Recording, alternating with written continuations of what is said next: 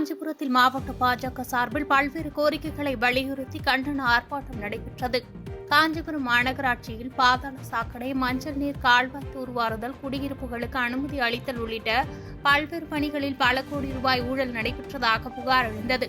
இந்த நிலையில் மாநகராட்சி நிர்வாக சீர்கேட்டை கண்டித்து காஞ்சிபுரம் மாவட்ட பாஜக மாவட்ட தலைவர் KS பாபு தலைமையில் தாலுகா அலுவலகம் அருகே கண்டன ஆர்ப்பாட்டம் நடைபெற்றது. இந்த கண்டன ஆர்ப்பாட்டத்தில் மேயர் முதல் மாநகராட்சி உறுப்பினர்கள் வரை அனைவரின் பதவிகளையும் நீக்கிவிட்டு தேர்தல் நடத்த வேண்டும் உள்ளிட்ட கோஷங்கள் எழுப்பப்பட்டது.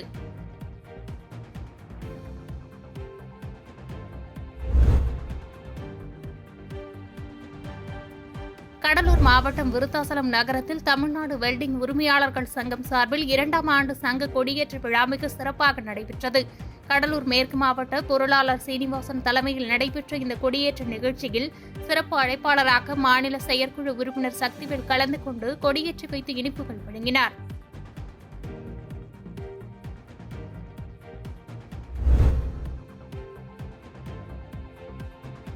உதகை சுற்றுவட்டார பகுதிகளில் பெய்து வரும் தொடர் மழை காரணமாக மலை காய்கறிகளில் ஒன்றான கோஸ் விலை உயர்ந்துள்ளது.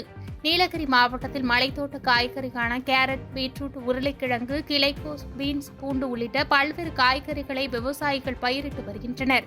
இங்கிருந்து காய்கறிகள் தமிழகத்தின் பல்வேறு மாவட்டங்களுக்கும் அண்டை மாநிலங்களுக்கும் விற்பனைக்காக எடுத்து செல்லப்படுகிறது. இந்நிலையில் கடந்த சில நாட்களாக உதகை மற்றும் அதனை சுற்றியுள்ள கிராமப்புறங்களில் மழையின் தாக்கம் அதிகரித்து காணப்படுவதால் கிலோ 30 ரூபாய்க்கு விற்பனையான கோஸ் வரத்து குறைவு காரணமாக கிலோ 60 முதல் 80 ரூபாய் வரை விற்பனை செய்யப்படுவதால் விவசாயிகள் மகிழ்ச்சியடைந்துள்ளனர்.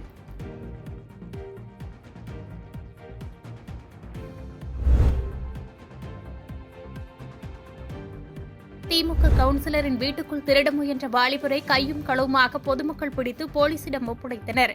ஈரோடு மாநகராட்சிக்குட்பட்ட 12வது வார்டு கவுன்சிலராக பதவி வகித்து வருபவர் ஜெகதீசன். இவருக்கு 2 மகள்கள் உள்ள நிலையில் வீரப்பன் சத்திரத்தில் உள்ள தனது 2வது மகளை காண ஜெகதீசன் குடும்பத்தினருடன் சென்றுள்ளார்.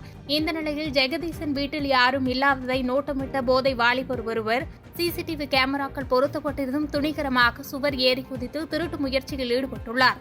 வீட்டுக்குள் மர்ம நபர் நடமாட்டம் இருப்பதை CCTV காட்சிகள் வாயிலாக கண்ட ஜெகதீசன் உடனடியாக அப்பகுதி பொதுமக்களுக்கு தகவல் தெரிவித்த நிலையில் பொதுமக்கள் திருடனை கையும் களவுமாக பிடித்து வீரப்பன் சத்திரம் காவல் நிலையத்தில் ஒப்படைத்தனர்.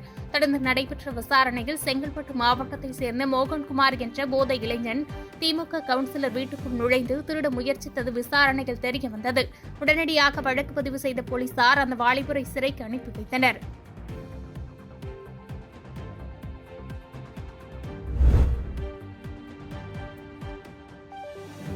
குடியாத்தம் அருகே 100 ஆண்டுகளாக பயன்படுத்தி வந்த ஆதி திராவிடரின் சுடுகாடு நீதிமன்ற உத்தரவின் பெயரில் பலத்த பாதுகாப்புடன் மூடப்பட்டது. வேலூர் மாவட்டம் மேல்போட்டு ரயில் நிலையம் அருகே உள்ள கொள்ளக்குட்டாய் பகுதியில் சுமார் 100 ஆண்டுகளாக ஆதி திராவிடர் பயன்படுத்தி வந்த சுடுகாடு ஒன்று உள்ளது. இதன் அருகே வெங்கடேசன் என்பவருக்கு சொந்தமான விவசாய நிலம் உள்ளது. இதனிடையே வெங்கடேசன் சுடுகாட்டில் இறந்தவர்களை அடக்கம் செய்வதற்கு மறுப்பு தெரிவித்ததில் இரு தரப்பினருக்கும் இடையே தகராறு ஏற்பட்டது. இதனைத் தொடர்ந்து வெங்கடேசன் சென்னை உயர்நீதிமன்றத்தில் வழக்கு தொடர்ந்துள்ளார். இந்த வழக்கு விசாரணையின் போது அந்த இடம் இரு தரப்புக்கும் சொந்தம் இல்லை என்றும் அந்த இடம் ரயில்வே துறையினருக்கும் மற்றும் வட்டார வளர்ச்சித்துறைக்கும் சொந்தம் என்று தெரிவித்து அந்த இடத்தை உடனடியாக மீட்க வேண்டும் என ரயில்வே துறையினருக்கும் வட்டார வளர்ச்சித்துறையினருக்கும் சென்னை உயர்நீதிமன்றம் உத்தரவிட்டது.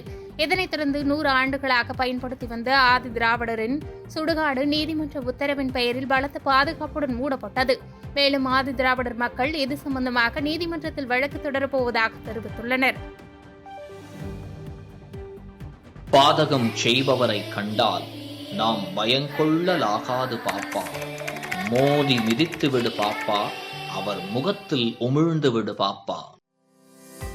அண்மை செய்திகளை உடனுக்குடன் தெரிந்து கொள்ள இணைந்திருங்கள் இயம்நாடு தொலைக்காட்சியுடன்.